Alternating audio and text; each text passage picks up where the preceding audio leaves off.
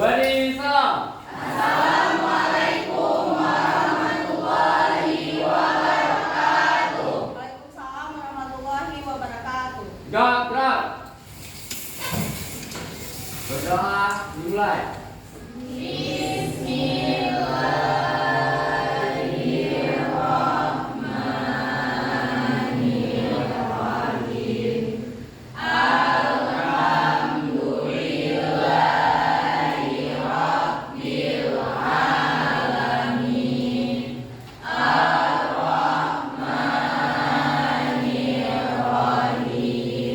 Apa kabarnya hari ini? Baik. Sebelum memulai, Ibu absen dulu ya. Ketua kelas, siapa kira-kira hari ini yang tidak hadir temannya? Berikan Bu. River, bentar ya. River dulu, 3, 4, 2.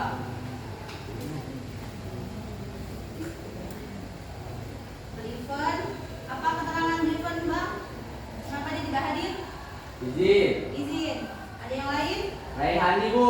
Raihani, keterangannya apa? Alfa. Alfa. Yang lain? Datang semua? Hadir Kamu. semua? Hadir? Hadir. Hadir, oke. Semuanya hadir ya. Hari ini materi pembelajaran sejarah yang akan kita bahas judulnya tentang Indonesia di tengah konstelasi perang dingin. Boleh dibuka buku tulisnya, perlengkapan belajarnya. Selama belajar kalian diperbolehkan menggunakan Google, handphone boleh. Cari informasi. Oke. Sambil kalian mempersiapkan, sedikit Ibu mau menjelaskan pada materi ini kita akan membahas tentang Indonesia di tengah konstelasi perang dingin. Tujuan kita mempelajari materi ini adalah agar kalian dapat menjelaskan bagaimana kebijakan pemerintahan Indonesia kala itu, yang saat itu sedang dipimpin oleh Presiden Soekarno. Kemudian bagaimana kalian bisa menguraikan situasi yang muncul di Indonesia saat terjadinya perang dingin. Dan tujuan yang ketiga, agar kalian memahami peran apa yang diambil oleh pemerintah kita sehingga lahirlah suatu gerakan yang disebut dengan istilah gerakan non-blok. Dalam pembelajaran hari ini kita akan melakukan 2 asesmen penilaian. Yang pertama nanti ada diskusi kelompok. Kalian akan dibagi ke dalam kelompok-kelompok kecil. Setiap kelompok hanya terdiri atas 3 orang anggota. Nanti Ibu kasih kebebasan kalian untuk memilih siapa teman yang mau diajak bergabung di dalam kelompoknya. Setelah itu presentasi, tapi presentasi tidak semua kelompok, hanya diwakili oleh 4 kelompok saja.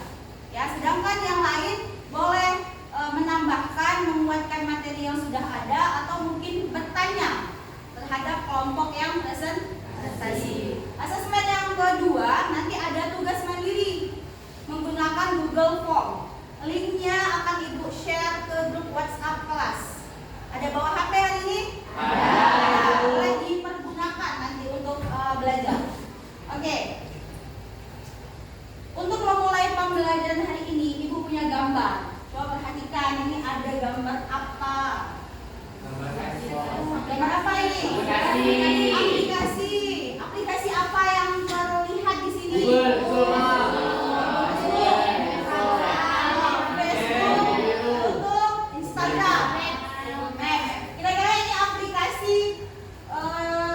Yang kita sebut dengan istilah media sosial. Kalian punya nggak media sosial? Punya. Minimal setiap orang pasti punya 1 media sosial ya. Pasti punya. Kira-kira untuk apa kalian memiliki media sosial tersebut? Apa fungsinya? Mencari informasi Bu. Jadi informasi, Ibu tulis ya. Ya. Satu ya. Mencari informasi. Yang lain? Mendapatkan informasi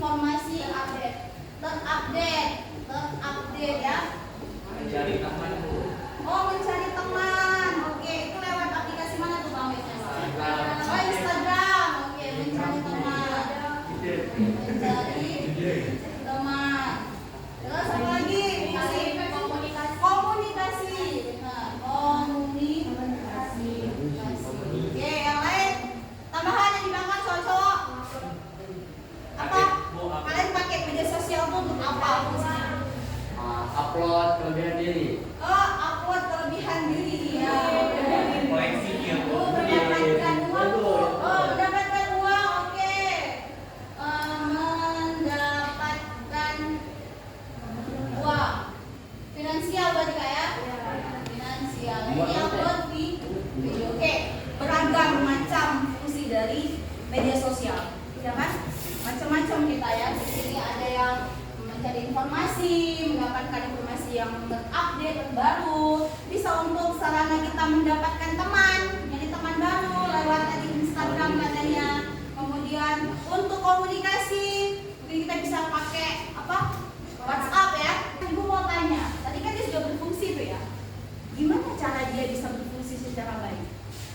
Internet harus lancar. Internetnya harus lancar.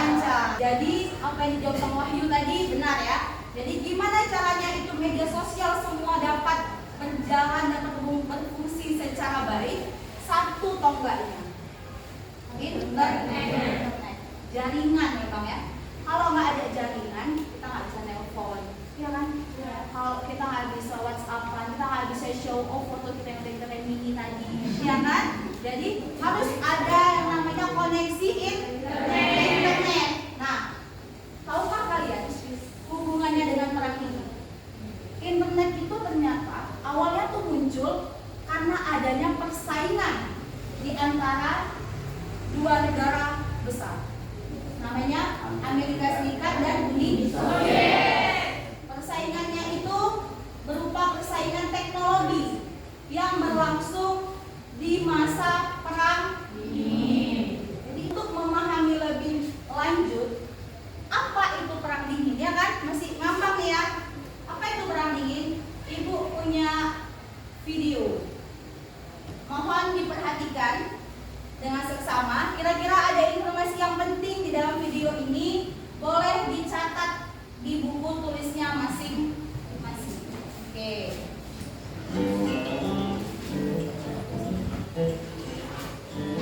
Apa itu perang dingin?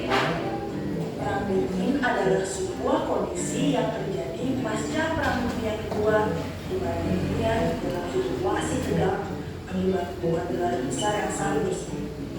Ya, Amerika Serikat yang demokratis kapitalis melawan Uni Soviet yang komunis. Bisa dibilang perang dingin adalah perang ekspansi ideologi negara-negara kuat ke negara lemah pasca Perang Dunia Kedua. Tentu kedua negara ini juga didukung oleh keinginan untuk berkuasa. Itu adalah video singkat yang menjelaskan tentang latar belakang dari perang dingin. Kira-kira ada gambaran nggak sedikit tentang perang dingin? Ada ya. Oke, itu memperkuat lagi pemahaman yang sudah kalian punya. Ini ada sedikit penjelasan tentang perang dingin. Perang dingin itu sebenarnya perang yang bermula sejak selesainya Perang Dunia Kedua. Tahun berapa Perang Dunia Kedua selesai? 1945. Nah, jadi perang dingin mereka bersaingnya itu istilahnya disebut dengan perang proksi. Jadi dia perang tapi menggunakan kekuatan negara ketiga. Mereka seperti mempropaganda negara-negara lain untuk saling berperang. Nah, itulah dia disebut dengan istilah perang dingin. Oke. Ternyata perang dingin yang terjadi di antara Amerika Serikat dan Uni Soviet punya pengaruh yang besar loh terhadap sejarah di Indonesia. Pertama, karena adanya perang dingin itu tadi, kita bisa menikmati teknologi terbaru, namanya jaringan internet. Ya. Yang kedua, kita jadi diakui kemerdekaannya. Jadi di tahun 1945, walaupun kitanya sudah proklamasi, ternyata ada beberapa negara yang tidak mengakui kemerdekaan negara kita. Nah, karena adanya perang dingin, Amerika Serikat tadi ingin kitanya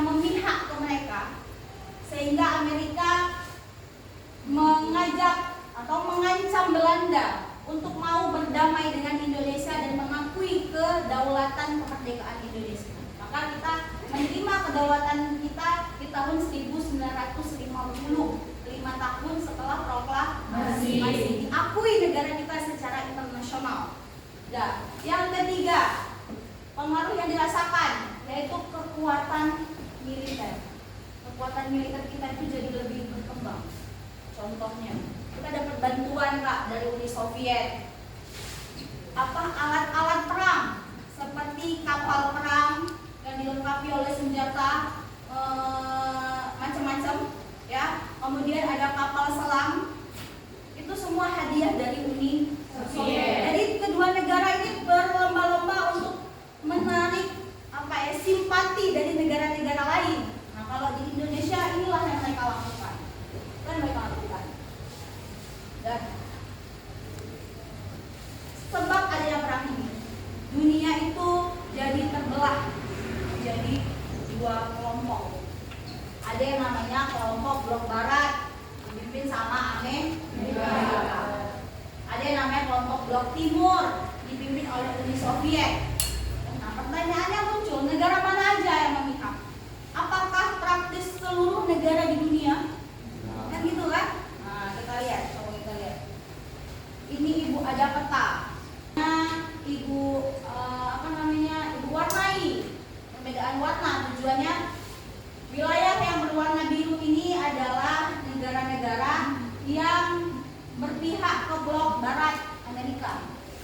Negara yang berwarna merah ini, ya, negara-negara di sini ini adalah negara-negara yang berpihak ke blok timur. Salah satunya di sini ada Cina nanti di sini. Ya kan, blok timur dengan ideologi komunis. Ya, sedangkan yang berwarna hijau ini Afrika, ya. Nah, ini benua Afrika, dan ada yang warna abu-abu. Ini apa? India. Ya kan? Di India, ya kan? Kemudian di sini ada yang kecil ini Indonesia. Di sebelahnya ini apa? Papua Nugini, ya kan? Ini Papua Nugini, yang ini Malaysia nih, yang hijau di atasnya ini. Nah, ini adalah negara-negara wilayah yang Ibu berikan warna hijau dan abu-abu ini. Inilah wilayah-wilayah yang negara-negaranya nanti memilih untuk tidak memihak ke blok manapun. Tidak masuk ke blok barat, tidak masuk juga ke blok timur. Negara-negara itu kemudian menyepakati melakukan suatu pertemuan. Negara-negara yang tidak memihak ke blok manapun tadi itu, mereka membuat suatu pertemuan yang dipelopori salah satunya oleh Presiden Soekarno. Hebat ya Presiden Soekarno kita, ya. Bayangkan, Presiden Soekarno mempelopori pertemuan dengan negara-negara yang tidak memihak tadi segitu banyak dia pelopori. Waktu dia pelopornya dalam suatu pertemuan yang disebut dengan istilah Konferensi Asia Afrika, KAA. Kenapa namanya Konferensi Asia Afrika? Karena yang ikut serta di situ sebagian besar adalah negara-negara yang berada di kawasan benua Asia dan Afrika. Itu diadakan di kota Bandung, Jawa Barat tahun 1955. Dari konferensi ini maka dihasilkan sebuah kesepakatan yang tertuang ke dalam Dasar-Sila Bandung. Ada 10 poin. Nanti boleh kalian cari menggunakan handphone kalian. Apa sih Dasar-Sila Bandung, isinya apa? Ada 10 poin di situ. Kemudian KAA ini, Konferensi Asia Afrika ini, kemudian juga menyebabkan lahirnya suatu gerakan yang sekarang kita sebut dengan istilah non-blok. Sampai sini paham? Paham. Oke. Untuk lebih mengetahui apa itu Dasar-Sila, apa itu KAA, ya kan? Apa itu, bagaimana peran Indonesia saat itu?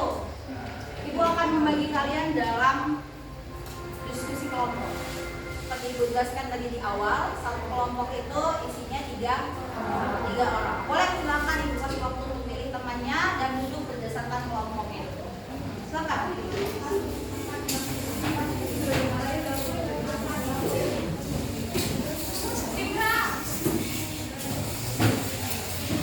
Ada 3 orang. Nah, mana kelompok 1? Kelompok 1 itu ya. Kelompok 2. Kelompok 3, 4. Kita akan membahas akan ada kelompok yang dapat topik yang sama. Nggak masalah. Jadi nanti kalau misalkan salah satu kelompok yang presentasi, nanti yang lainnya boleh menambahkan apabila ada yang kurang, gitu kan? Ini Ibu akan bagi LKPD. Nanti diskusinya boleh hasilnya dituliskan di sini ya. Mohon didengar. Untuk kelompok 1, 5, dan 9 akan membahas topik 1. Untuk kelompok 2, 6, dan 10, mana orangnya? 2, 6, dan 10 itu akan membahas topik 2. Untuk jajah boleh dilihat di LKPD itu ada cara pengerjaannya. Ibu beri waktu kalian. Nanti setelah itu kita presentasi sambil mencari hasil diskusi. Boleh pakai handphone untuk nyarinya, jadi jawabannya. Nanti ada yang kira-kira ada yang dirasa kurang boleh tanya sama ibu. Silakan dikerjakan.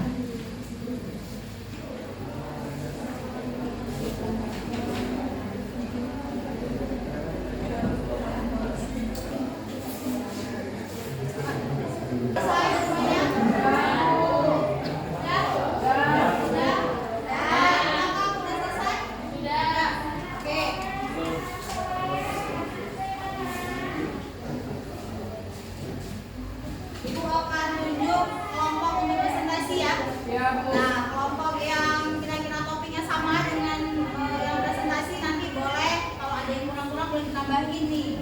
Ada masukan apa boleh ditambahin. Atau mungkin nanti ada pertanyaan yang kira-kira kalian masih ragu atau pengen tahu, boleh ditanyakan sama kelompok yang presentasi, oke? Oke. Presentasi kita mulai. Assalamualaikum warahmatullahi wabarakatuh. Waalaikumsalam warahmatullahi wabarakatuh.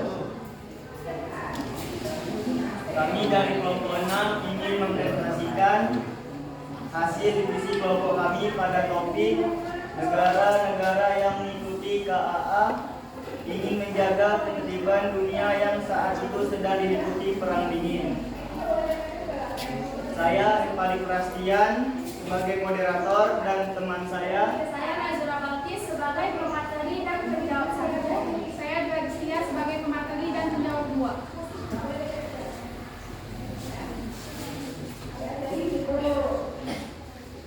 Keberhasilan dari KAA yang berupaya untuk menjaga ketertiban dunia pada saat buka sesi tanya jawab. Apakah ada yang ingin bertanya? Dipersilahkan. Ya, baik. Assalamualaikum warahmatullahi wabarakatuh. Waalaikumsalam warahmatullahi wabarakatuh.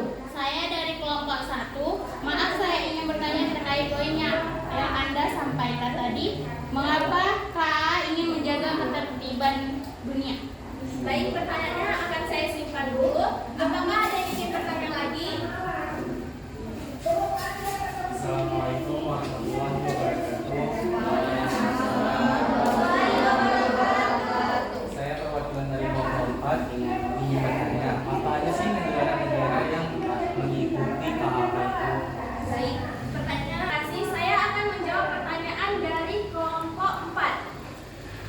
Negara-negara yang mengikuti KAA, yaitu yang pertama ada negara Afghanistan, yang kedua ada negara Birma yang sekarang. Baik. Saya dari kelompok 10 ingin menambahkan bahwa di negara adalah negara perdamaian dan keberagaman dunia. Menyelesaikan masalah manusia dan merupakan bangsa yang belum merdeka.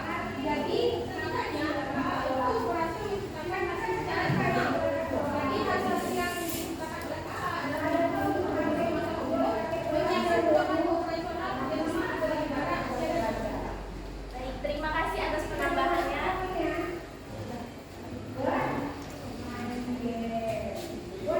dari sekian presentasi kami lebih dan kurang dan mohon maaf. Assalamualaikum warahmatullahi wabarakatuh. Waalaikumsalam warahmatullahi wabarakatuh. Assalamualaikum warahmatullahi wabarakatuh.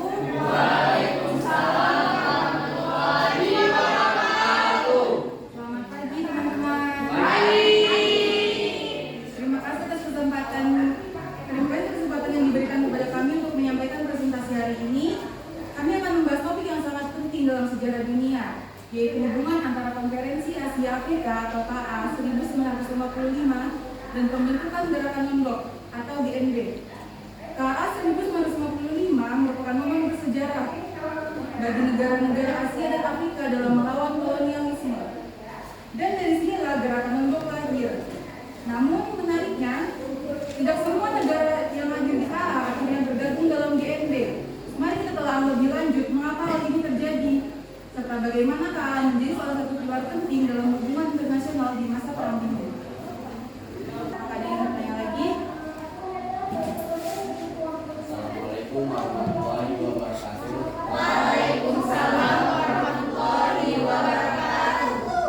Perkenalkan, nama saya Abdal, saya dari kelompok 8 ingin bertanya, apa faktor-faktor yang mempengaruhi keputusan negara-negara di KAA untuk bergabung atau Termasuk posisi geografis, kebijakan ekonomi, tekanan politik dari kekuatan global, serta hubungan bilateral dengan negara-negara besar seperti Amerika Serikat atau Uni Soviet. Beberapa negara merasa lebih aman dengan pada pembahasan hari ini, membuat wawasan kita lebih berkembang.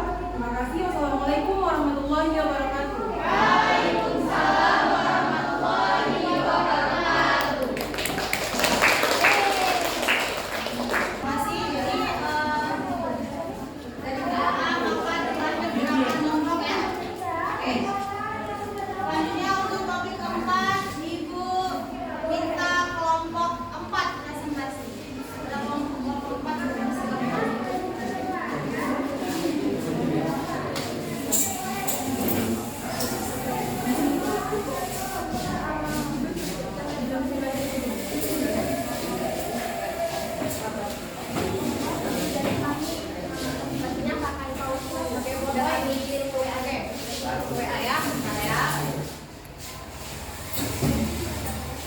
Selamat pagi teman-teman semuanya. Sebelum kami masuk presentasi, izinkan saya memberikan satu pantun dulu. Nanti jangan lupa bilang cakep ya. Oke. Pagi-pagi makan terasi. Cakep. Makanan jangan berisik. Cakep. Di sini kami mau presentasi. Semoga seru dan asik. Perang dingin yang kami maksud itu di sini ialah perang dingin yang dimana periode ketegangan antara kedua belah negara besar, yaitu yang dipimpin oleh negara Amerika Serikat dan negara Uni Soviet, yang dimulai setelah Perang Dunia Kedua. Sekitar terbagi dalam beberapa ideologi, memunculkan konflik politik dan sosial, dan Indonesia mengalami tekanan dari kedua blok, menimbulkan ketidakstabilan politik dan keamanan. Baik, terima kasih atas perhatian semua teman-teman semuanya. Mungkin hanya ini presentasi yang dapat kami sampaikan. Lebih dari kurang kami mohon maaf. Terima kasih atas perhatian teman-teman semuanya. Assalamualaikum warahmatullahi wabarakatuh. Waalaikumsalam warahmatullahi wabarakatuh. Terima kasih untuk presentasinya. Setelah selesai presentasi, Ibu punya tugas yang bisa kalian kerjakan secara pribadi. Sudah Ibu share linknya di grup WhatsApp. Boleh silakan dikerjakan. Nggak banyak soalnya, hanya 5. Silakan dibuka grup WhatsApp. Bisa dibuka linknya? Bisa? Oke, udah selesai? Dan lihat poinnya berapa? Gimana? 1. Oke. Alhamdulillah. Sebelum Ibu menutup pelajaran hari ini, ada nggak di sini yang mau memberikan kesimpulan tentang materi hari ini? Siapa berkenan? Oke, Novi, silakan. Apa kesempatan dari Novi?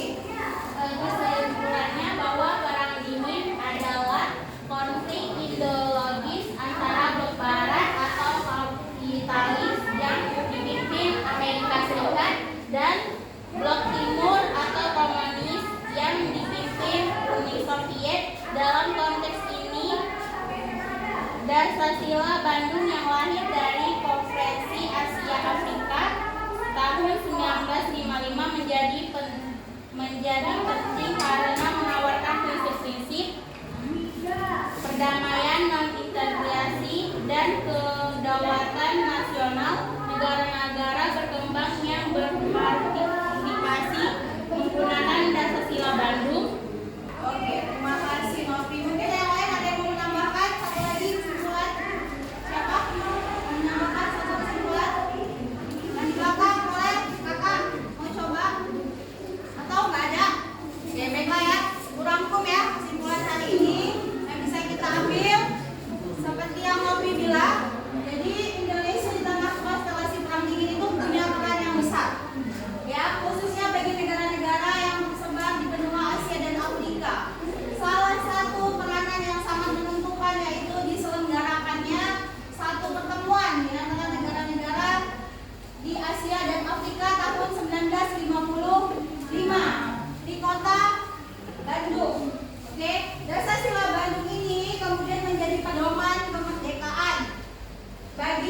negara-negara yang masih terjajah pada masa itu, khususnya di kawasan Asia dan Afrika.